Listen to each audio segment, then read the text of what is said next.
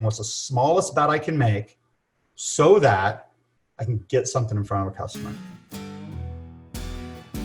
So what you guys need to think about as you're talking to your executives about how do you go faster, how do you do more with less, right? All those different things, right? We need a delivery engine that is based on team level agility, right? Probably, if you're dealing with dependencies and things, something at the program level, something at the portfolio level that is managing this work and dealing with feedback all the way up, right? So at every level, right, this work group needs to be able to deliver with independence. They need to be a complete cross-functional team operating off a clear backlog, able to produce a working tested increment at the end of the sprint. The program level needs to, in effect, be able to do the same thing, but that capability needs to be able to produce a working tested feature, probably on like a slightly longer time horizon, but maybe it can be done in real time. It just depends upon your ability to deliver and your technology pipeline and all that kind of stuff.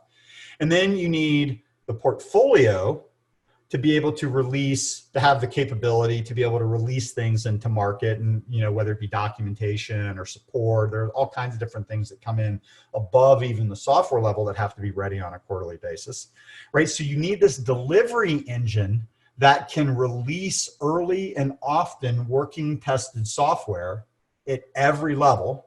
This is, again, probably sprint 2 to 4 weeks. This is release, right? Probably 6 to 12 weeks. This is kind of portfolio. That was the word I was looking for. Portfolio level, weeks. We're probably looking at 3 to 6 months on the outside, right? So you need a delivery capability, a system of delivery that enables this kind of flow. But then you got to go back here and you got to educate the business on how to exploit it so that it can reduce its risk and maximize its return on investment. Because if you guys deliver the enterprise capability at the execution level, you'll have the capacity or the capability to deliver with early ROI. But unless the business is partnering with you in such a way that it's structuring the work, prioritizing its strategic objectives, translating those into small batch projects, those small batch projects getting translated into features and user stories, and everybody focusing on the smallest thing possible to realize the value and get feedback, right? If we don't get both halves of that equation working, we don't get the early return on investment. Right? And so the message becomes, right, for the business owner or the chief executive that's saying, hey, I want to do Agile because I want to go fast. I want to be able to put things in market.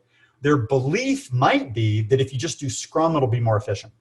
Or if you just do SAFe, it will be more efficient, right? We'll take some waste out of the system. Life will be good. We have more collaboration. Life is good, right? All that kind of stuff.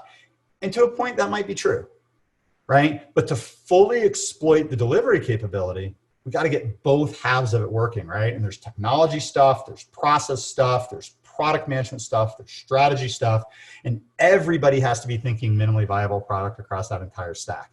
How can I get, what's the smallest thing, what's the smallest bet I can make so that I can get something in front of a customer and hopefully charge for it, right? That's the holy grail of this stuff, okay? So what do you do if you don't have those conditions? Hard reality is you got to create the conditions. You got to create that system of delivery, right? Build trust with the organization, and then teach the enterprise or the business how to exploit that trustworthy delivery capacity to its economic advantage.